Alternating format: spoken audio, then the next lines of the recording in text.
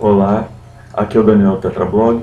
Hoje nós vamos falar sobre um dos textos mais conhecidos da Bíblia, mas cujo contexto muita gente não conhece completamente.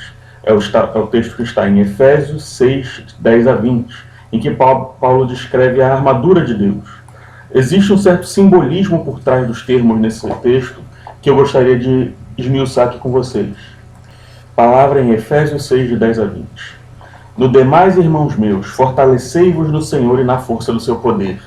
Revesti-vos de toda a armadura de Deus, para que possais estar firme contra as astutas ciladas do diabo. Porque não temos que lutar contra a carne e o sangue, mas sim contra os principados, contra as potestades, contra os príncipes das trevas deste século, contra as hostes espirituais da maldade nos lugares celestiais. Portanto, tomai toda a armadura de Deus, para que possais resistir no dia mau, e havendo feito tudo, ficar firmes.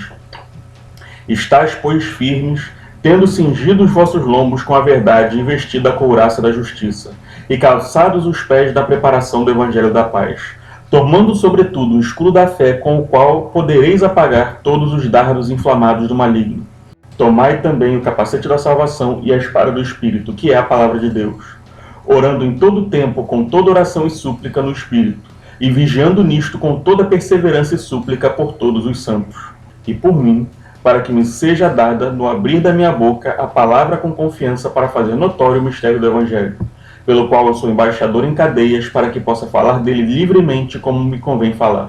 Na Bíblia, em Efésios 6, de 10 a 20, Paulo fala que devemos nos revestir de toda a armadura de Deus.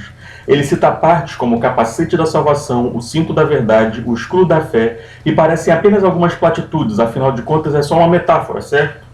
Mas é interessante se você notar que quando Paulo descreve a armadura de Deus, ele não parece estar fazendo associações aleatórias. Ele não está soltando palavras bonitas como se ele tivesse o anel da alegria, o colar da felicidade, entendeu? A joelheira da paz. Não, as coisas que ele está falando têm um sentido. É uma alegoria ou metáfora, mas cada um desses versos tem um sentido e era mais fácil e mais intuitivo para as pessoas da época entenderem como ele colocou isso. Na época, soldados romanos estavam comumente nas ruas e todos estavam familiarizados com aquelas armaduras. Então talvez fosse mais intuitivo para eles associar a armadura de Deus às palavras e conceitos usados por Paulo.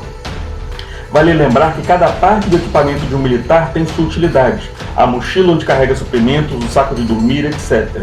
Mas Paulo foca nos itens da armadura que servem para o combate, o que demonstra que a metáfora começa por identificar a guerra espiritual e em como o cristão é chamado, conforme outras passagens, como soldado de Cristo, servindo ao seu Senhor em missão nesta terra para salvar almas numa luta contra Satanás.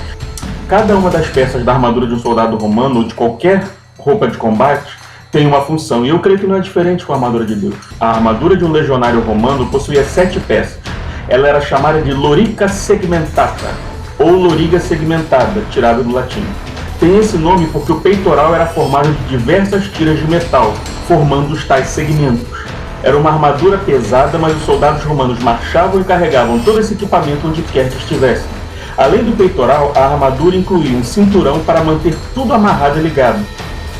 Ele carregava nesse cinturão uma lança, uma espada e tinha como prender também nele um escudo. Usava um capacete e sandálias, já que na época não existiam coturnos ou sapatos fechados como temos hoje. As sandálias eram mais comuns, embora as sandálias de legionários às vezes tivessem caneleiras de couro como parte da proteção da armadura. Paulo cita todos os itens da armadura menos a lança. Mas segundo o teólogo Rick Renner, é curioso que Paulo termina suas recomendações falando para usar a armadura justamente com oração. E de certa forma é como se ele se referisse à oração como um complemento da armadura. Rick Renner identifica de forma curiosa que é como se a oração fizesse o papel da lança, completando os 7 itens da armadura. Eu vou deixar um link para a pregação do Rick Renner sobre esse tema. Eu queria fazer um vídeo um pouco mais resumido e focar em alguns pontos que eu acho que a minha observação difere um pouco da dele. Mas para que servem os itens da armadura romana e para que servem os itens da armadura de Deus numa batalha espiritual? O capacete da salvação. Muitos anos atrás, ainda adolescente, eu gostava muito de jogos de tabuleiro e videogames. E lendo esse texto me saltou aos olhos as funções da armadura. Porque nesses jogos você acaba adquirindo familiaridade com os usos da armadura, ou pelo menos o que elas fazem em termos de jogo. E eu achava curiosa a função do capacete, porque num jogo você sofre vários ataques e toma dano até que você cai. Mas se atingirem a cabeça, que é algo como se tivesse, eu chamo de acerto crítico, você não tem como ter, ou em alguns jogos de videogame eles chamam de headshot, você morre com um golpe só. E por isso um golpe na cabeça é a morte certa. E a descrição do capacete num jogo era: trate o ataque na cabeça como se fosse um acerto normal. Ou seja, a função do capacete era impedir o tal do acerto crítico, ou a chance de ser eliminado em um só golpe. Obviamente, por causa dessa regra nesse jogo específico, todo mundo fazia o personagem usar capacete. E eu pensei até mesmo na Guerra Moderna, onde não se usa mais armadura. Depois do advento das armas de fogo, as armaduras caíram em desuso. E após isso criou-se o colete à prova de balas, mas raramente vemos a polícia usando um, exceto em ações específicas. Mas o capacete continua uma constante, quase sempre é utilizado. Ele nunca deixou de ser uma parte do equipamento de segurança na Primeira Guerra, na Segunda Guerra, além, claro, de que continua sendo útil na vida civil, na construção, para motociclistas e por aí vai. O que torna o capacete tão importante é parecido com o que ocorre naquele jogo. Ele impede que o ferimento, que seria suportável em outra parte do corpo, mas fatal na cabeça, ocorra, causando uma morte súbita, instantânea. Então faz sentido que a salvação seja o nosso capacete. Veja bem, não importa o que aconteça, nós estamos salvos. O mais importante já está garantido. Nós falamos dos mártires do cristianismo, da igreja perseguida hoje em países repressores, e falamos dos mártires de toda a história que foram jogados aos leões no Coliseu Romano, e Paulo e Pedro e outros que também foram martirizados. Se nossa esperança estivesse nesse mundo, estaríamos perdidos. Mas a salvação é uma garantia do mais importante, do que não se pode perder. Nós até esperamos livramento nessa terra. E existe até um meme na internet em que alguém perseguindo um cristão, antes de matá-lo, diz: onde está o seu Deus? E nós sabemos que essa provocação não nega nossa fé. Quando Cristo estava na cruz, também o provocaram dizendo: desce da cruz e acreditaremos em você. Os incrédulos não entendiam que a morte de Jesus tinha um propósito maior. E os mártires da igreja também levaram o evangelho mesmo a preço de sua vida, e perderam uma vida terrena, mas ganharam a vida eterna. E salvaram muitas almas para a vida eterna pelo seu exemplo. A salvação é a garantia que cremos, como disse Paulo: para mim o viver é Cristo e a morte é lucro. Ela impede que aconteça a derrota, pois sob qualquer circunstância, perseguição, pressão, até mesmo a morte, não é uma derrota definitiva. E isso nos dá coragem e confiança de enfrentar qualquer coisa. Todas as pessoas desse mundo temem o que podem perder nesse mundo, mas nós já morremos para este mundo, para que Cristo viva em nós e tenhamos muito mais no mundo vindouro. Então, de certa forma, o capacete da salvação é o que torna a derrota impossível, é o que impede que até mesmo o golpe mais duro do inimigo possa nos destruir. O cinturão da verdade. No texto que eu li, fala de cingir os lombos. Em outros textos, cita diretamente colocar o cinto. O lombo seria a parte da cintura, e que você usa o cinto para ligar tudo. A descrição começa com o cinto, cingindo os lombos com a verdade, ou seja, colocando o cinturão da verdade. E essa talvez seja a coisa mais óbvia das peças da armadura. Porque, veja bem, sem verdade nada mais se sustenta. Não dá para mentir a Deus. Se você vive uma vida dupla, uma vida de hipocrisia, suas orações são impedidas. Não tem como colocar a armadura de Deus visando batalha espiritual vivendo em mentira. E repare que na armadura romana todas as peças eram ligadas pelo cinto. O cinto mantinha a armadura, que era a couraça da justiça, presa ao corpo. Sem verdade não há justiça. Ela não para no lugar.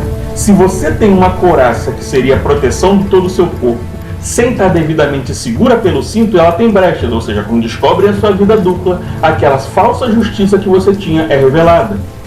Só existe justiça que proteja se existe verdade. A bainha da espada é um suporte para o escudo. Veja, se não há verdade, o cinto, a espada cai, ela não fica com a bainha. Você não pode dispor da sua espada, ou seja, a palavra de Deus. O poder da sua palavra, de quando você ora ou profetiza, não pode ser usado, porque como você fará algo em nome de Jesus vivendo uma mentira? Sem o cinto não há armadura nem espada. Sem o cinto a espada fica inócua e a armadura também. Ou seja, sem verdade você não tem uma verdadeira justiça, e sem a verdade você não tem como empunhar a palavra. Sem verdade, atando todas as partes da armadura, tudo fica solto e você não tem proteção, porque não existe justiça na mentira, bem eficácia na sua palavra se você não diz a verdade. Veja que a palavra se apoia no cinto, que é a verdade. Não existe eficácia na palavra sem verdade, ou seja, não existe eficácia na mentira, porque o diabo é o pai da mentira.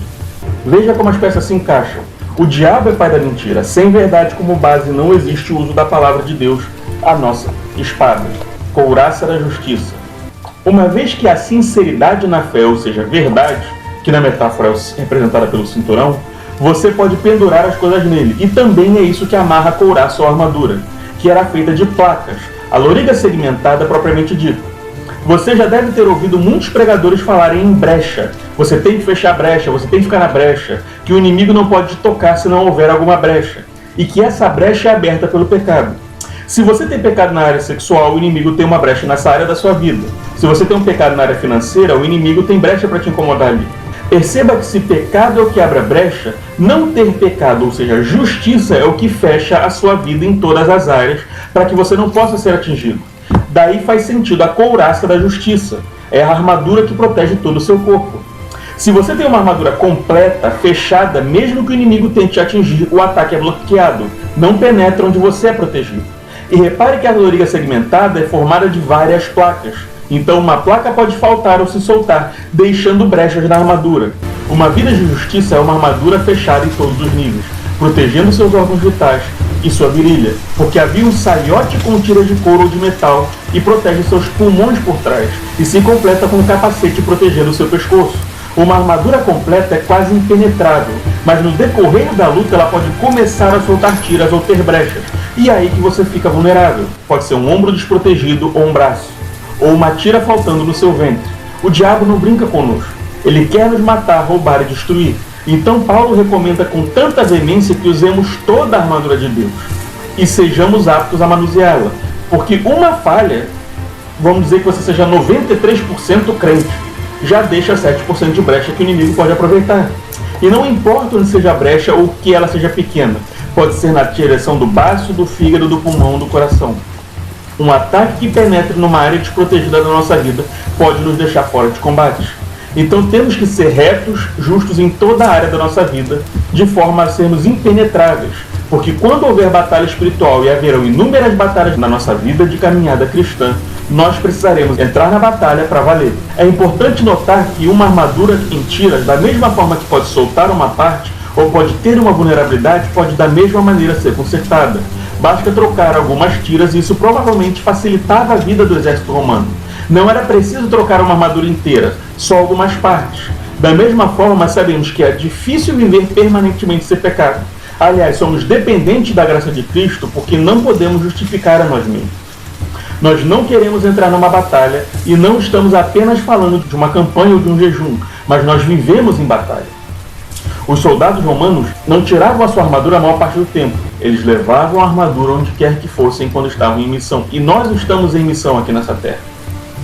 E assim como eles poderiam ser pegos de surpresa em alguma emboscada, nós também podemos ser atacados pelo inimigo quando não esperamos. Surge uma tentação, uma perseguição no trabalho, uma pessoa pedindo conselho, oração e ajuda. E nós precisamos estar aptos para ajudar.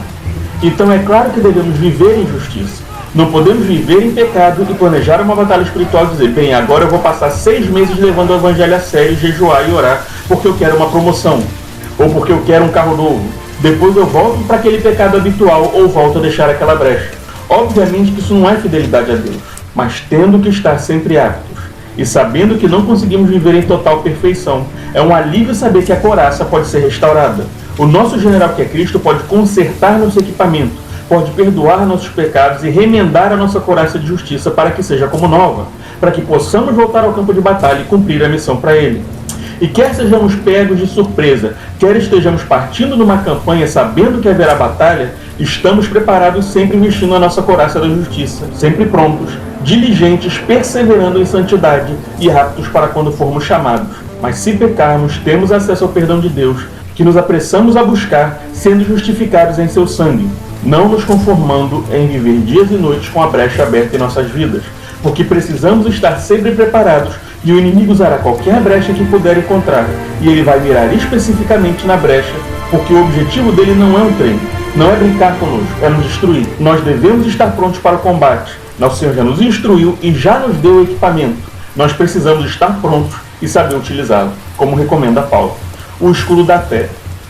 Também não é coincidência que Paulo se refira à fé como escudo. O escudo da fé com o qual podeis apagar todos os dardos inflamados do maligno. Chama-se dardo uma lança pequena que era uma lança de arremesso, uma arma definitivamente mortal. E inflamado aqui vem das chamas, mesmo que era uma estratégia colocar uma estopa na lança com algum líquido inflamável e acender antes de arremessar. Lança ou flecha de fogo é algo que vocês já devem ter visto nos filmes. Aqui é enfatizado quão grande é o esforço do inimigo para nos destruir. Ele não apenas lança dardos, ele lança dardos inflamados. Ainda fica meio com duplo sentido, porque o termo inflamado ele também poderia se referir no nosso idioma a algo envenenado. Ou seja, é um dardo carregado com alguma coisa para nos prejudicar, seja fogo ou veneno. Eu não sei se no original grego existe esse duplo sentido. Eu creio que no original grego existe apenas o sentido de inflamação, no sentido de fogo, de chama. O escudo da fé é a primeira defesa que temos. Seja qual for a ameaça, nós nos protegemos da fé. Deus está no controle, Deus sabe o que faz. Seja o problema que vier, se é doença, se é crise, se é problema familiar, se é financeiro, nós confiamos em Deus. Ele nos protegerá, Ele nos guardará. Só não adianta ter uma fé cega vazia, porque nós temos que usar toda a armadura e saber como manusear. O escudo do soldado romano tinha uma posição específica, para ser segurado e proteger o corpo, do joelho até o pescoço. E isso era quase uma parede. Na Vulgata Latina, usa-se o termo, a palavra scutum, que é aquela palavra que designa escudo no romano, e o termo escudo no nosso idioma vem de scutum. Na tradução do Novo Testamento em grego, usa-se o nome Tieros, que é um escudo largo como uma porta. Na verdade, o termo que dá nome a escudo vem da palavra grega para porta, mostrando como o ideal é um escudo largo. Em grego isso ainda tem uma acepção curiosa, porque um escudo é como uma porta fechada, ou seja, feito para não deixar passar ou impedir o progresso. Quando os soldados romanos se juntavam, eles lutavam numa formação chamada parede de escudos. Se um falhasse e não segurasse seu escudo de maneira correta, isso colocava em perigo os seus companheiros. Mas se alguém caísse ou fosse atingido, ele tinha que ser imediatamente substituído pelo companheiro da fila de trás para formar novamente aquela barreira de escudos, numa formação rígida. Tem muitas coisas para ser tirada da ideia do escudo da fé. E primeiro, o óbvio é que ela é a primeira proteção aos ataques do inimigo. Os mais diretos, o que você pode ver. Quando o ataque vem por trás, o que te protege é a couraça. Segundo, que o escudo tem que ser erguido e manuseado. Ele não é uma proteção passiva, como a justiça que fecha por todo lado, que é a couraça. Você tem que se levantar para usar a sua fé. Você tem que empunhar o escudo. E você tem que clamar ao nome de Jesus diante daquele problema, daquele ataque, e usar a sua fé ativamente. Também é importante notar que a fé, assim como os escudos na formação, pode ser unida. Várias pessoas podem orar juntas, se apoiar, se ajudar, e pode até ser possível com a sua fé proteger o seu companheiro. Porque a fé vem pelo ouvir e ouvir a palavra de Deus. Se o seu companheiro está caído, está abatido, você pode animá-lo com a sua fé. Você pode reafirmar as certezas que temos em Cristo para aquele que está em dúvida. E claro, sem escudo, os ataques batem direto no peito. Por mais justo que você seja, ninguém suporta ataques de frente o tempo todo. Você precisa reduzir o impacto deles, você não pode se abater. Se você não exerce a sua fé, se você não ora, se você não reage espiritualmente, você sente o impacto. Como que você vai lutar sem fé, sem confiança em Deus, sem a firme certeza das coisas que não se vê? Sem essa certeza, como você vai se defender ou contra-atacar o inimigo que você não vê? Quando nos encorajamos e compartilhamos a nossa fé, nós ajudamos os nossos irmãos. Quando nos levantamos em oração, nós erguemos a nossa fé como um escudo contra os ataques do inimigo, inclusive uns pelos outros. Quando o inimigo vem com fúria, ao invés de se apavorar, de fugir, a gente faz menção do nome do nosso Deus. E o que poderia nos derrubar, poderia nos abalar, não tem efeito, porque a nossa confiança em Deus nos permite ficar firmes e manter a nossa posição, protegidos pelo escudo da fé. Muitas vezes o inimigo pode variar de tática. Pode ser lança, pode ser flecha, pode ser espada, pode ser infantaria, pode ser cavalaria. O escudo da fé é a proteção contra todo e qualquer tipo de ataque. Como o capacete da salvação nos garante a vitória final, independente do que ocorra no mundo terreno, como a couraça da justiça limita as áreas da nossa vida que o inimigo pode atingir, e na justiça perfeita ele não tem brecha nenhuma, o escudo da fé nos dá resistência, não apenas para nos proteger, mas para marchar adiante e fazer o inimigo recuar, além de proteger nossos irmãos. Ser ajudados por eles independente de qual arma for usada, porque primeiro cremos em Deus, confiamos em Deus, então seja Faraó, seja tempestade, se diante de nós Deus não abrir o mar, então ele nos fará caminhar sobre as águas. Temos fé e rejeitamos as ações do inimigo, não nos abalamos pelos ataques porque eles não podem nos atingir. Não esmorecemos nem deixamos de avançar, porque em formação como um trator, Quando nada que o inimigo arremessa em nós pode nos atingir, é a gente que marcha adiante e é a gente que saqueia o inimigo. Também vale a pena observar que existem diferentes tipos de escudo de diferentes tamanhos. Existia na França um escudo pequeno chamado broquel, que era pouca coisa maior do que uma tampa de panela. Era só para bloquear ataques diretos. Os gladiadores romanos também usavam um escudo pequeno. O escudo dos gladiadores, em geral, era pequeno porque as pessoas queriam ver um espetáculo com sangue. Elas não queriam ver dois sujeitos bem protegidos batendo no escudo um do outro. Já os legionários lutavam para vencer com o mínimo possível de baixas. Os gladiadores lutavam para entreter.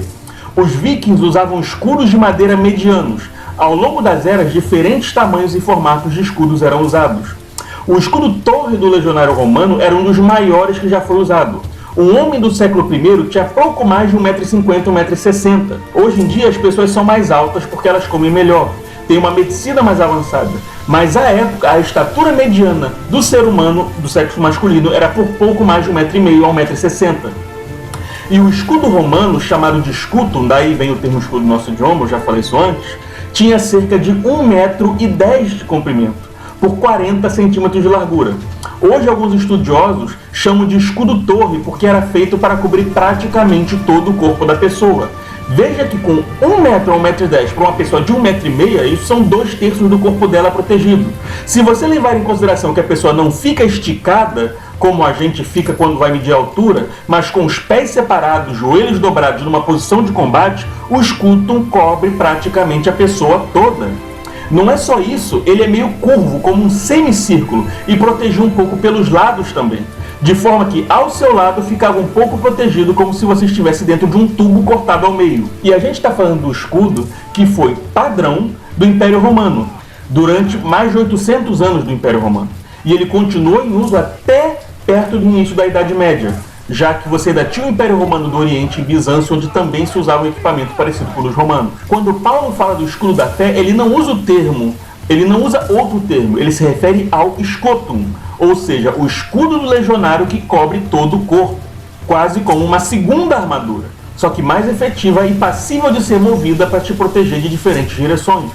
Não é para usar um escudo pequeno, homem de pouca fé. Se é para usar o escudo da fé, que seja muita fé.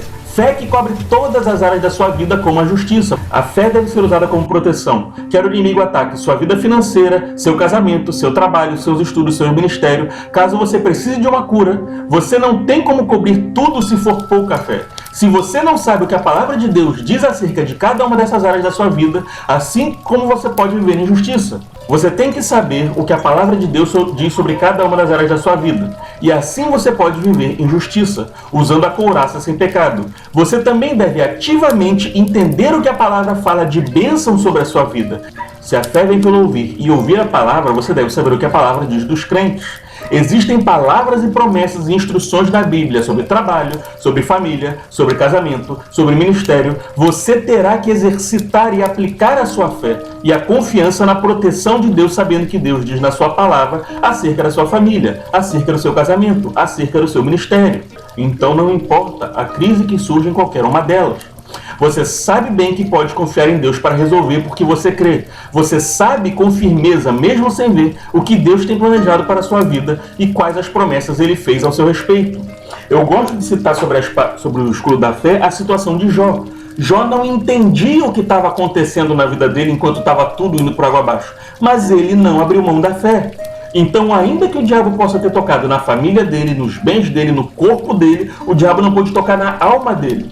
Porque ele em nenhum momento esmoreceu na fé de que ele tinha confiança em Deus. Jó também, de certa forma, ele age segundo o capacete da salvação. Afinal de contas, ele fala, nu vim à terra, nu agora estou, eu vou dar glória a Deus. Ele entende que Deus continua sendo digno de louvor, independente do que tirou, porque se Deus deu, Deus tirou, bendito seja o nome do Senhor. E ele não tem que se apegar a essas coisas, ele se apega na fidelidade a Deus. A espada da palavra. O mais óbvio talvez seja a espada da palavra. Nós sempre ouvimos na igreja que a Bíblia é a espada do cristão. Está escrito, a palavra de Deus é como espada de 2 gumes, capaz de dividir a alma e espírito, juntas e medulas. A definição da palavra como espada está presente em toda a Bíblia. Em Apocalipse, no momento é descrito o Messias dizendo, em sua boca há uma espada afiada. Ou seja, a espada que sai da boca do Messias é a palavra.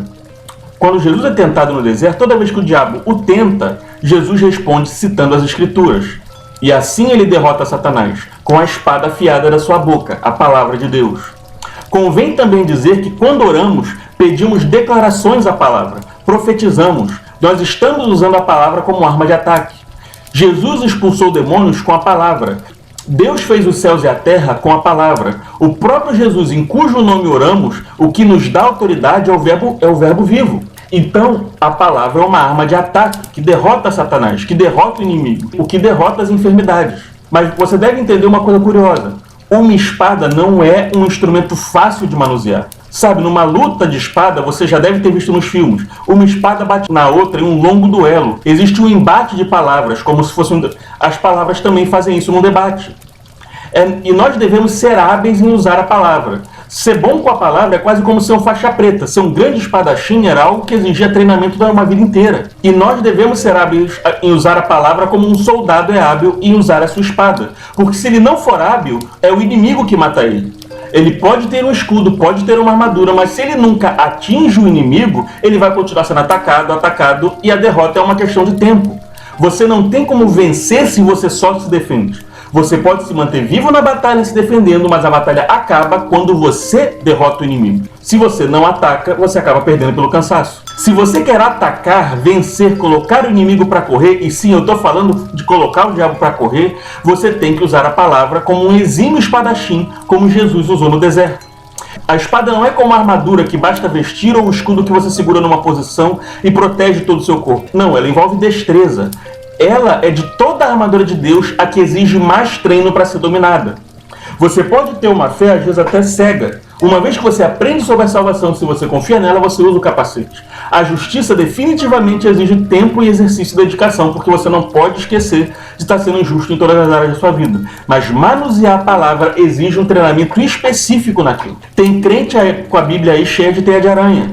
Tem evangélico que já se converteu há anos e ainda não leu a Bíblia toda. Eu já vi projetos de leitura bíblica em igrejas, nas redes sociais. Algumas bíblias chegam com um plano de leitura para ser lido em 1 ano.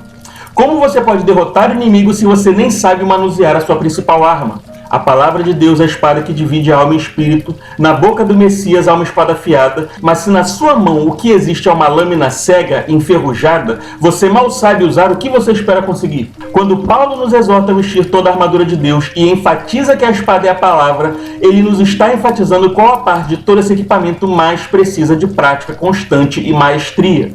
Porque, sabe, manuseio é tão importante quanto a arma. Às vezes a pessoa diz uma palavra como algo solto na boca, mas não tem efeito, não tem poder. Lembro que o livro de Atos cita 2 feiticeiros que disseram a um demônio: expulsamos a você em nome do Jesus que Paulo prega.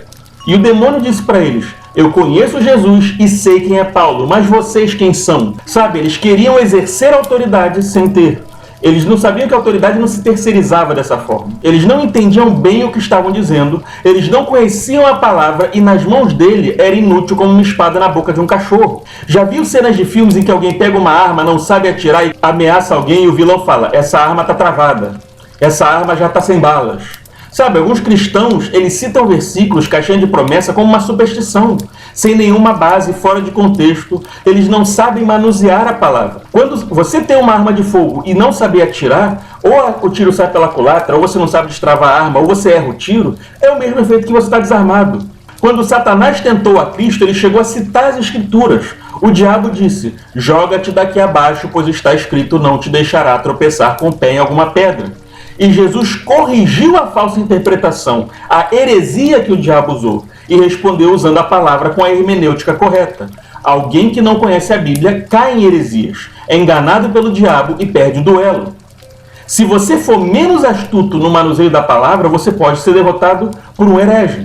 Entenda, o crente tem que conhecer a Bíblia. Hermenêutica tem que ser estudada nas igrejas. Nós precisamos aumentar e muito a intensidade e qualidade do ensino. Porque se você não sabe manusear a palavra, você não pode vencer. E é claro, se você não conhece a palavra, como o cinturão da verdade vai funcionar? Se a palavra de Deus é a verdade e você não conhece a palavra, como você tem certeza que você está embasado na verdade? Sem o cinturão da verdade, nem a espada para na bainha. Sem a verdade, se você não conhece a palavra, não sabe o que é verdade, não tem nem como você sacar a arma. As sandálias do Evangelho da Paz. É curioso também referir-se ao Evangelho da Paz em relação às sandálias da armadura de Deus. Os soldados eram enviados, ao menos em teoria, para a manutenção da paz, para cuidar dos civis, num acordo conhecido como Pax Romana, que era o sistema de acordo que Roma mantinha com as suas colônias para evitar a guerra. A ideia de calçar os pés ao Evangelho da Paz é que o Evangelho é enviado em missão de paz, missão de acolhimento e compreensão. Ainda que obviamente não fosse o caso de um império belicista como o romano, na armadura de Deus, esse é o objetivo, porque o império de Deus não é assim. Pois Cristo não veio para condenar, mas para salvar. Lá no começo do capítulo, fala-se no versículo 12, porque não temos que lutar contra carne e sangue, mas sim contra os principados, contra as potestades, contra os príncipes das trevas deste século, contra as hostes espirituais da maldade nos lugares celestiais. Esse texto deixa claro que a nossa luta não é contra pessoas. Isso é uma coisa que está faltando muito ser ensinado nas igrejas. Essa é uma lição que todo cristão deveria saber. Nenhum ser humano é seu inimigo. Nenhum. Todos são almas pelas quais Cristo morreu e que Ele quer salvar. Nós usamos a armadura de Deus porque lutamos uma luta espiritual. A pessoa que você está debatendo, às vezes, mesmo que blasfemando ou te ofendendo, é alguém a quem devemos dar a outra face a fim de ganhá-los para Cristo. Não somos obrigados a concordar com tudo. Isso sequer é possível, mas somos obrigados a ter como objetivo continuar amando mesmo quem se coloca como nosso inimigo e nos deseja mal, e procurar ganhá-los com a armadura de Deus numa batalha espiritual contra as potestades que cegam os olhos dessa pessoa para a verdade do Evangelho. A pessoa falando com você não é seu inimigo. O inimigo está por trás dela, afastando-a da crença em Deus. E é o inimigo que você tem que derrotar para ganhar a alma daquela pessoa. Fosse uma luta contra a carne ou sangue, nós usaríamos armas e armaduras literais de metal e não espirituais. Mas nós somos exortados não a combater pessoas e sim demônios. Então, Paulo faz uma metáfora bastante bélica e faz questão de dizer: a luta não é carnal. Ele não está advogando prática de violência, ele não está advogando repressão, ele não está advogando alguém entrar no terreiro e sair quebrando as imagens e agredindo, intimidando as pessoas de outras religiões ou de religião nenhuma. Nós vamos calçando aos pés o Evangelho da Paz, que é para salvar, para resgatar, não para meter o pé na porta. Aonde você for com a armadura de Deus, você vai para salvar e resgatar. Você vai em missão de paz, porque nenhum homem é seu inimigo. Não para pisar nos outros, mas para socorrer e ajudar as almas a quem o inimigo mantém cativas. E Deus quer nos usar para isso. Faremos um vídeo depois no canal sobre o amor aos inimigos e sobre a exortação. E quando estiver pronto, eu vou colocar o link na descrição do vídeo ali embaixo. E também tem alguns outros vídeos que eu vou fazer sobre a questão da tolerância, sobre a extensão dessa questão de entender que ninguém é seu inimigo. Porque tem crente que discute nas redes sociais xingando o outro. O outro não é seu inimigo, você não quer destruir. Tem crente que fala que bandido bom é bandido morto. Deus quer salvar aquela alma. Antes de qualquer coisa acontecer com ela, ela pode ficar presa pro resto da vida. Mas o objetivo é que ela se converta e seja salva. Tem muito crente que se apega a ideias terrenas de justiça em que ele pensa no mal do outro ou pensa que o outro sendo inimigo, isso justifica a prática da violência. Quando a Bíblia é muito clara, no Novo Testamento, onde Jesus visa a salvação de todos, que esse não é o objetivo. Mas isso vai ter que ficar para outro vídeo. E por fim eu vou falar do que o Rick Renner, eu achei a dica dele interessante sobre a lança da oração, que não é descrita dessa forma por Paulo, mas de certa forma complementa o que Paulo falou e eu acho muito interessante. É curioso que os historiadores concordam que o soldado romano tinha 7 itens básicos no seu equipamento, sendo eles o capacete, escudo, espada, armadura, que era a couraça ou loriga segmentada, as sandálias, cinturão e a lança. Isso varia um pouco dependendo da época do Império Romano, porque esses equipamentos eles foram evoluindo e mudando. Mas a gente está basicamente falando com especificidade do século I, que foi a época em que Paulo está vivendo. Então a gente tem um contexto da época e a gente está se referindo a ele. Mas embora a palavra não cite a lança, o Rick Renner pontua que ela é como se estivesse escondida no texto. Porque o texto descreve a armadura completa, o equipamento militar completo e termina com: tomai também o capacete da salvação e a espada do Espírito, que é a palavra de Deus, orando em todo o tempo com toda oração e súplica no Espírito, e vigiando nisso com toda perseverança e súplica por todos os santos. No versículo 18 ele termina dizendo que o uso da armadura deve ser acompanhado de oração. E se nós pensarmos no propósito da oração, ela se encaixa muito bem na armadura de Deus, no papel da lança. E eu vou te explicar por quê. Sabe, tanto a lança quanto a espada são armas de ataque. A diferença é que a lança é uma arma de ataque à distância. Nem sempre podemos usar a palavra, nem sempre a pessoa está disposta a ouvir. Não se trata aqui apenas de distância geográfica, embora a época fosse complicado evangelizar. Agora a gente percebe que Paulo está falando sobre isso numa carta. Hoje em dia a gente tem comunicação que é instantânea pela internet. Mas a despeito da distância, muitas vezes as pessoas não estão dispostas a ouvir. Então a lança chega onde a espada não pode chegar. Quando você não pode falar com a pessoa e evangelizar, ou mesmo numa outra forma à distância, qualquer que você não tem como entregar a palavra, a oração chega. A arma de longa distância atinge o inimigo aonde a palavra não pode chegar. Ela vai mais longe. E isso é uma lição importante, porque no mundo uma coisa que todo crente deveria saber é sobre oração. A gente se sente impotente tendo um Deus todo-poderoso disposto a ouvir. Você vê o da Atena, um sequestro, um assassinato, fingindo a Deus, esse mundo está muito não sei o que. Mas você ora a respeito? A gente o tempo todo vê absurdos na nossa vida e no nosso dia a dia, se sentindo impotente. Quando a gente tem uma potência para exercer, que é a oração. Você ora contra a corrupção, você ora contra os absurdos, você ora contra o racismo, você ora pela comunhão entre os irmãos, você ora pela melhoria da economia, você ora para acabar a pobreza. A gente passa o dia inteiro vendo coisas que nos assustam e nos impressionam na televisão. Na política, violência urbana, histórias de tragédias, fica nervoso, ansioso, mas não sabe o que fazer. Filho, não existe crente impotente. Se você não tiver nada nas suas mãos ou ao seu alcance que você possa fazer, você ainda pode orar. E olha que às vezes é melhor orar do que qualquer outra coisa que a gente queira fazer ou acha que quer fazer. Porque às vezes a gente vai fazer e mete os pés pelas mãos, porque a gente não tem o entendimento perfeito do que ser feito. Mas quando a gente pede a Deus, a gente sabe que Ele vai dar uma solução perfeita. A Bíblia manda vigiar e orar. Vigiar é fazer a nossa parte. Orar é pedir a Deus que abençoe. Mas se não tem nada aparentemente ao nosso alcance por fazer, Deus pode sempre intervir. Então ore. Viu uma tragédia na televisão? Ore. Não vai pra rede social xingar para ganhar 3 likes ou desabafar. Eu não tô dizendo que você não pode gostar de rede social. É um trabalho de formiguinha, você pode influenciar outras pessoas. Eu tô aqui fazendo vídeo. A gente quer espalhar a boa nova do evangelho pelos meios que for possível. Mas pense antes de postar ou reclamar. Se aquela postagem será edificante e vai ajudar quem precisa, ótimo. Mas se não, pense 2 vezes. Quantas vezes a gente não faz aquilo mais pela nossa vontade e o desejo de desabafar do que pela pessoa que perdeu a casa no deslizamento, perdeu um parente pro Covid, por aí vai. É claro que a gente tem que usar a nossa voz e cobrar políticos e afins. Mas quantas vezes a gente, como eu disse, faz isso, fala com alguns amigos e não tem ideia de que alguma coisa que a gente possa fazer chega na pessoa, no juiz, no hospital, ou realmente vai mudar e fazer alguma diferença. A nossa revolta é menos produtiva do que a nossa oração. A palavra, às vezes você tem uma ideia, você faz um post, tem 2 likes, esse foi o alcance da sua palavra. Mas não existe limite para o alcance da sua oração. A palavra não chega, às vezes, mesmo sendo uma palavra de sabedoria. E como muitas vezes o que a gente coloca no desabafo não é a palavra de Deus, mas a nossa própria palavra, o nosso ego, o nosso achismo, é até melhor às vezes que a palavra não chegue. Mas a oração vai chegar. Você não é impotente. Toda vez que algo mexer no seu âmago, te incomodar, ore.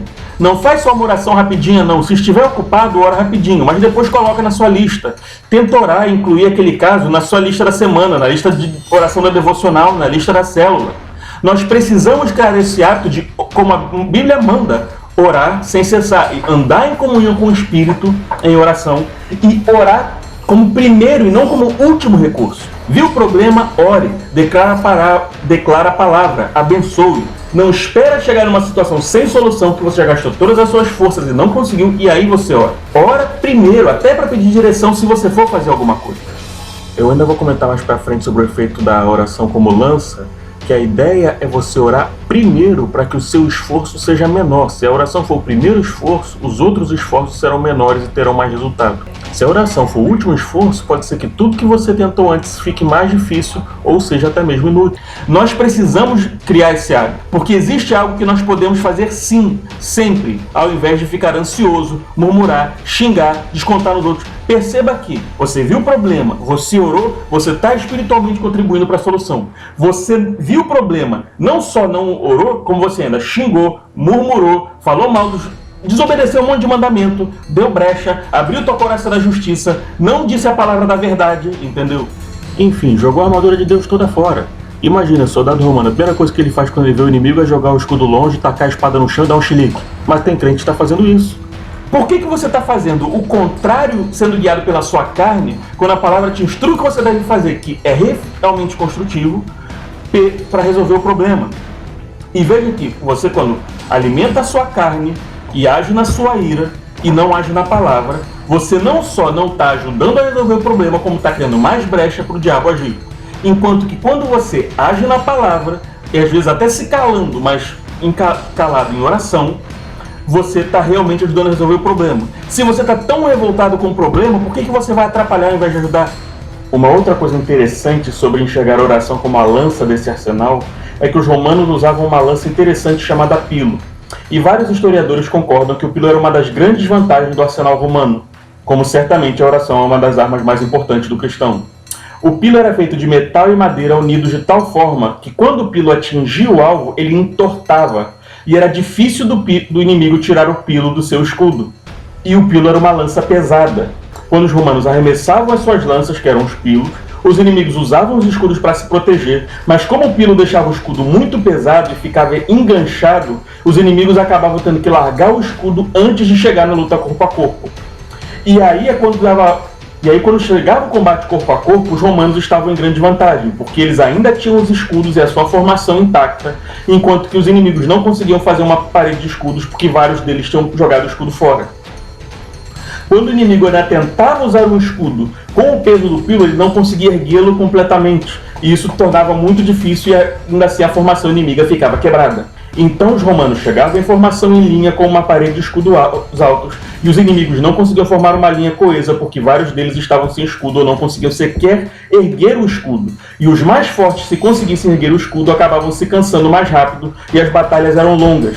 Enfim, o pilo tinha um efeito devastador em todas as etapas do combate, criando uma série de vantagens para o exército romano, que acabava vencendo por conta de todos esses benefícios. Os historiadores são unânimes em dizer que o pilo é uma das grandes invenções da história militar, porque ele desarmava o inimigo, ele criava uma grande vantagem, e essa vantagem acabava sendo decisiva em praticamente cada confronto individual, cada soldado mano a mano e obviamente de todo o exército. O curioso também é que, se me permitem estender um pouco a metáfora, eu entendo que há uma certa liberdade de pensar assim, pense, por exemplo, que se existe uma armadura de Deus, poderia também existir uma armadura do diabo. Uma espada da mentira, que é a criação do diabo, uma deturpação da palavra, que é a obra de Deus, um cinturão da hipocrisia, sem o cinturão da hipocrisia, com a verdade revelada, toda a armadura da injustiça vai cair, ou a armadura da corrupção. Uma armadura da injustiça que seria como temos muito no Brasil, pessoas más que se protegem com todo tipo de truques, intimidação, subornos, amigos influentes, ameaças, etc. Um capacete da perdição, porque a pessoa acha que sua vida se encerra aqui e é capaz de qualquer coisa para ter uma vida materialmente melhor nesse mundo. As botinas da contenda. Eu não vou ficar dizendo que todo descrente é assim, obviamente. Afinal, nem todo crente usa a armadura de Deus, imagina se todo descrente usaria toda a armadura do diabo. Só mesmo um psicopata degenerado para ser hipócrita, mentiroso, contencioso, injusto, niilista, etc. Nem quero demorar nessa ideia de uma armadura de Satanás, porque embora pudesse ser um exercício interessante, demoraria muito. Então, quem sabe em outro vídeo. Mas imagine que o inverso do escudo da fé seria o escudo da incredulidade. Sabe aquela pessoa que sequer está disposta a ouvir o evangelho? Mas qualquer conselho segundo a palavra de Deus sobre família, sobre masculinidade, sobre drogas, etc., a pessoa nem quer ouvir. É um escudo de recusa, um escudo de incredulidade. Uma inflexibilidade que a pessoa bota o dedo no ouvido e não está disposta. A oração como uma lança, que é como um pilo, ela desarma as defesas do inimigo. Pode desarmar essa incredulidade para que a palavra e a espada penetrem. É necessário sobrepujar as resistências, as negações, defesas da alma e da psique humana, e isso se faz pela oração. E como os romanos primeiro desarmam o inimigo com as lanças e só depois, com uma vantagem decisiva, atacavam corpo a corpo com a espada, se você usar a palavra, mas antes de entrar em debates ou discussões que podem ser infrutíferos ou inúteis, você orar antes, que a sua chance de sucesso e a receptividade das pessoas será muito maior. Lembrando que não apenas para evangelizar ou resolver conflitos, nós usamos as armas da completa armadura de Deus. Nós declaramos a palavra e oramos sobre questões de saúde, finanças, etc. E em todas essas questões, se a guerra espiritual não difere da guerra espiritual contra as potestades e principados. Lembre-se, Paulo nos alerta a usar toda a armadura de Deus depois de falar contra quem é a nossa luta espiritual. Ou seja, não é contra a carne ou sangue. Então, em toda a luta espiritual, temos mais chance de sucesso se enfraquecemos o inimigo com a oração, antes de profetizar ou declarar a palavra, antes de evangelizar, antes de profetizar, antes de confrontar alguém com uma exortação para resolver qualquer conflito. Ore antes e você vai ter o caminho aplainado para isso. Isso vai desarmar as resistências mais ferozes que o inimigo pode plantar com semente de discórdia no coração da pessoa com quem você quer falar. Uma outra coisa importante, e talvez isso seja mais subentendido ainda, mas que para mim é fundamental no entendimento da armadura de Deus, é o seguinte: me diz uma coisa, a polícia é treinada para proteger só a si mesmo ou aos outros? Reflete sobre essa pergunta. A parte as piadinhas com a polícia corrupta, que nós sabemos qual é o propósito da polícia, ela ser imperfeita não significa que seria melhor não ter, e a gente aqui está seguindo o propósito bíblico, que é o de fazer o melhor possível. A propósito da polícia é proteger aos outros, certo? No caso do cristão, não usemos a armadura de Deus apenas para nosso proveito, mas para evangelizar e ganhar almas e fazer diferença nessa terra. Perceba que muitos crentes não pensam que têm uma missão a serviço de Deus para ser luz e sal, mas pensam em Deus apenas como um gênio da lâmpada para satisfazer os seus desejos. Sejam desejos pessoais, casa, carro, saúde, desejos materiais e por aí vai. Nesse sentido, o crente acaba baixando o sarrafo em relação à santidade. Eu vou usar toda a armadura de Deus, jejum, oração, dedicação, só se eu tiver numa corrente para ser promovido ou passar no vestibular. A ideia é que a dedicação espiritual é como uma superstição, como pagar uma promessa apenas quando você quer receber uma bênção específica de Deus. Mas esse não é o nosso chamado. Pense que um soldado é treinado para proteger os civis. Nós somos responsáveis por ganhar as almas das pessoas à nossa volta, proteger cobrindo de oração nossa comunidade, nosso local de trabalho, nossa vizinhança, enfim, ser luz e sal. Ou seja, como o policial patrulha onde ele está, nós temos que ser a diferença nos locais onde nós estamos. Uma luz que dissipa as trevas e não que é colocada debaixo da cama, egoísta somente para si, somente da porta da igreja para dentro. Isso seria enterrar o seu talento, os dons que Deus colocou em você. Mas nós fazemos isso porque temos uma perspectiva mundana e egoísta do Evangelho, centrado em nós mesmos e no nosso bem-estar. Nós não temos uma perspectiva do reino sobre quem Deus quer salvar e quão urgente é a vontade de Deus de alcançar os perdidos e os povos, de mudar a realidade de países pobres, de cessar perseguições à sua igreja. Nós não sentimos essa urgência, ou por vezes transferimos isso para uma perspectiva política, que não é completa sem estar debaixo da vontade de Deus, já que se ele não edificar a casa, em vão trabalham os construtores. Que dirá trabalharemos em vão em qualquer obra, se não colocando debaixo da proteção de Deus e pedindo a direção dele? A maioria dos crentes não usa a armadura de Deus, isso é óbvio. Aos hipócritas e mentirosos que não usam o cinturão da verdade, os injustos com todo tipo de pecado com brechas na sua vida, aos que desconhecem completamente a palavra, os que não oram e os que são iracundos, esquecendo que o propósito do Evangelho da paz é ser enviado para salvar e não condenar ou destruir. E imagine se está com o capacete da salvação aquele que é morno, se Deus diz: me chamaste Senhor, Senhor, mas não tem parte comigo.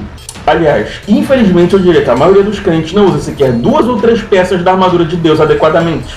O analfabetismo bíblico e teológico é imenso, por isso heresias se espalham e a falta de santidade e mau testemunho maculam a imagem da fé, já que somos cartas vivas de Cristo e muitos são cartas manchadas.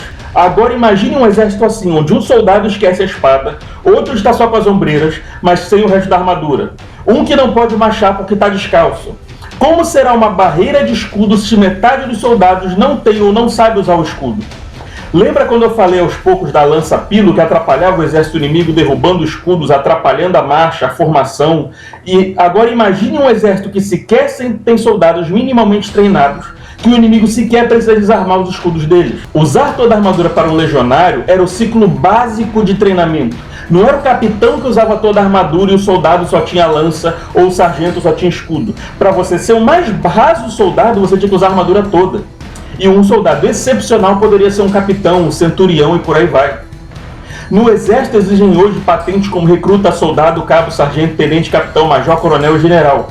O recruta sequer é ainda um militar formado, ele é um estudante ou aprendiz que não chegou a ser soldado, que é o cargo mais básico do formado. Um exército é formado por soldados treinados. os mais aptos e experientes como oficiais, e mesmo a base da tropa que faz coisas simples da cozinha até mecânicos são soldados com treinamento de infantaria, no exército romano mais ainda. Vocês vão ver quando eu vou querer chegar com relação a como a metáfora com o exército romano é um disparate em relação a onde está o sarrafo dos crentes nas igrejas de hoje. Imagine que Deus, nos colocando sob as ordens do nosso general, que é Cristo, nos deu ordem que treinássemos para usarmos com precisão toda a sua armadura, realizar manobras e usar todo o equipamento que ele já nos deu, e ele sequer pode contar com mais de um batalhão de soldados efetivamente treinados. Ele tem um exército de recrutas. Existem 60 milhões de evangélicos no Brasil. A maioria não está apta a contribuir com o serviço. Não que todo cristão tem que ser pastor ou ser missionário. Assim como nem todo mundo no exército vai ser capitão, mas todo cristão tem a obrigação de ser pelo menos um soldado. Todos temos um dom, um ministério. Se for cantar no culto, se for evangelizar no nosso trabalho, se for dar o dízimo, existem muitos dons, mas todos têm pelo menos um e devem exercê-lo. Logo, todos sem distinção, depois que seja 1 ou 2 anos de convertido, precisamos conhecer as nossas armas, ser hábeis em manuseá-las. Nós temos um referencial errado, como se viver em santidade fosse para os gigantes da fé, ou usar toda a armadura de Deus fosse para os cristãos mais experientes ou pastores, e colocamos um sarrafo muito baixo. Não, não e não. Até o soldado mais raso, que pode ser chamado de soldado e não de recruta, sabe usar toda a armadura. Ele tem fé, ele está apto a morrer por Cristo, ciente da sua salvação, ele sabe usar habilmente a palavra, perseverando por santidade, justiça e verdade, sabe que está em missão para salvar no evangelho da paz e não para destruir. Isso não é o ápice como alguns pensam. Saber usar toda a armadura de Deus, nossa, isso é 100% de santidade, mas eu sou só um crente mediano. Talvez se eu usar 64% tá bom, 64% tá bom. Negativo, isso não é o ápice, isso é o básico. Todo crente, o mínimo para ser um real soldado do exército de Deus, para não ser um inútil ou um peso, precisa saber usar toda a armadura de Deus. Paulo não escreve essa carta dando uma ordem aos presbíteros ou aos pastores ou aos conselheiros. Ele tem um capítulo que ele dá ordens específicas aos presbíteros, aos pastores, e que ele coloca a exigência mais em cima. Esse conselho de usar toda a armadura de Deus, ele está dando para toda a igreja. Não sejam reprovados, irmãos. Corram para terminar o seu treinamento. Sabe aquela pessoa que está na faculdade, já faz 3 cursos, trancou todos e nunca se formou? Que já está no 8º ano, já trancou 2 vezes por aí? Não seja essa pessoa na fé. Não seja um recruta que nunca concluiu, sequer concluir o ciclo básico de treinamento para virar um mero soldado. Porque para ser útil para o seu general, para ser útil para Deus, você tem que ser no mínimo um soldado. Tem crente que está no treinamento como discípulo há 10, 20 anos. E ainda está tomando leite da palavra como infante na fé, ao invés de consumir alimento sólido. E isso só é possível por causa do comodismo. Irmãos, amadureçam. Apressem-se em terminar esse ciclo básico de treinamento. Estejam aptos a servir o nosso Senhor. Saber usar toda a armadura de Deus é o mínimo de todo soldado, que é o básico. E isso também tem a ver com o motivo, porque como a gente baixa o sarrafo achando que a gente tem que buscar santidade para ter bênçãos materiais, quando a gente se acomoda com a nossa vida, a gente não acha que precisa buscar mais espiritualmente. Agora, se você entende que o seu propósito é ser usado para salvar os outros, nós estamos numa guerra espiritual, você entende que não dá para ficar enrolando, eu só vou orar quando quero ganhar uma bênção. Você percebe que você tem que ser um soldado alerta de serviço o tempo todo. Ou seja, você entende que não dá para ficar enrolando no ciclo básico, você tem que se tornar logo um soldado apto a usar toda a armadura de Deus, porque você pode ser emboscado a qualquer momento. Parte do motivo pelo qual nós aceitamos esse baixo grau de exigência é que nós achamos que nossa missão é cuidar só de nós mesmos. Imagina o seguinte, o Estado dá uma arma para o policial, um uniforme, mas ele não sai para patrulhar na rua, ele fica com a arma guardada em casa. Ele não precisa...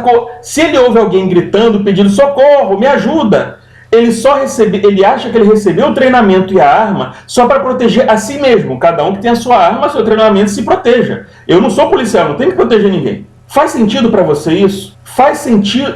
Isso faz tanto sentido como a luz não está iluminando e o sal que não está salgando.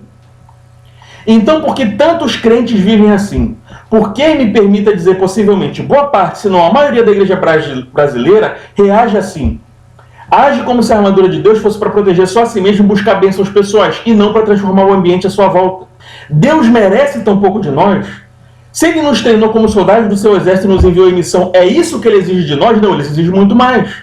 A necessidade é a mãe da invenção. Se você pensa, eu quero um carro, um emprego, um AP, você se satisfaz. Mas se você trata metas mais altas, se você diz, eu quero que meu bairro tenha a melhor unidade de saúde e a melhor escola, você vai ver que vai levar muito mais tempo, vai dar muito mais trabalho, vai exigir mais engajamento, mas é possível e você vai querer se adaptar e aprender para conseguir esse resultado. A gente se acomoda com um baixo desempenho espiritual porque a gente traça metas muito baixas para a nossa vida, que são centradas em nós mesmos e não no projeto de Deus, no reino e no ministério. Nós queremos mudar o Brasil e o mundo, mas isso não é possível com uma mentalidade que começa e acaba em nós mesmos.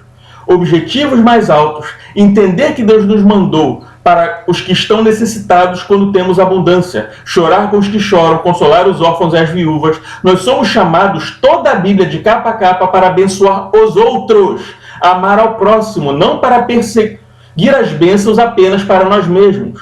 E nós precisamos mudar essa mentalidade acomodada. Porque graças a essa mentalidade acomodada, nós não entendemos que precisamos vestir toda a armadura de Deus todo dia e patrulhar resgatando os cativos, ao invés de achar que só precisamos usar 2 peças da armadura numa campanha quando estamos passando por um problema pessoal.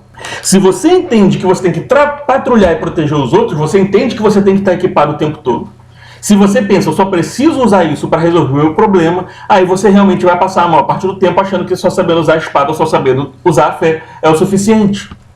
Mas Deus não nos chamou para isso. O policial ele já está seguro. Ele tem que proteger os inocentes. Sim, você já tem a sua salvação, você já está seguro, mas Deus te chamou para resgatar os outros. Ele nos ungiu para pregar libertação e quebrar cadeias para restaurar os corações e anunciar o ano aceitável do Senhor. Ele não nos ungiu para termos bênçãos pessoais e cada um para cuidar da sua própria família apenas. Então, entendo no nosso papel como soldados do exército de Cristo, saber usar toda a armadura de Deus, e tudo isso inclui orar, conhecer a palavra, viver perseverando em santidade e verdade, estar disposto a sacrificar qualquer coisa confiando na salvação eterna e pregar o evangelho da paz não são o ápice, são o básico. Não são para especialistas, são para todo crente. Não é uma graduação de 0 a 10 em que você pode passar com 7,5. É o mínimo. Isso porque nós não somos chamados apenas a nos proteger, mas porque existe um mundo que jaz no maligno em guerra pelas almas dos homens e nós, soldados de Cristo Deus e do Deus Altíssimo, em missão a seu serviço acima de qualquer satisfação terrena para a nossa carne que pudermos imaginar, somos chamados para resgatar essas almas. Se entendermos nosso papel, entendermos a relação que devemos ter com essa disciplina e nos comportar de acordo, sabendo que a distância entre nossa dedicação e santidade para acomodação é a mesma distância entre não apenas a vida que levamos e a que queremos viver, mas entre a igreja que somos e a igreja que queremos ser, e entre o país em que vivemos e o país em que queremos viver, como exército, marchamos essa distância. Cada um complete o seu treinamento e apresente-se apto para essa missão. Se a gente tem uma igreja numerosa, mas um país corrupto, viciado, destruído, essa igreja tem um exército extremamente desocupado. Nós temos muitos cristãos, mas cada um não está patrulhando a sua rua, o seu trabalho, sendo luz e sal no seu espaço. Se nós somos 1/4 da população e a diferença que nós fazemos no país ainda é tão pequena, seja em relação à pobreza, à violência ou à corrupção, é porque nós não estamos salgando os espaços que deveríamos. E são muitos os crentes só de frequentar a igreja, só de cantar louvor, mas não de fazer diferença no seu próprio espaço, no seu bairro, no seu trabalho e por aí vai. Nós precisamos ser um exército de crentes realmente capacitados. E aí sim ganhar os espaços, e aí sim ser luz e sal e fazer diferença. Quando muito mais gente tiver cumprido pelo ciclo básico, aí talvez tenha o suficiente de soldados para fazer a diferença que possa conquistar verdadeiramente essa nação para Jesus. Irmãos, eu espero que essa palavra e esse alerta sejam úteis, esclarecedores e sirvam de motivação para a sua tomada de atitude. Nós agradecemos aos que viram o vídeo até o final e quem puder contribuir com o nosso trabalho, eu desde já agradeço.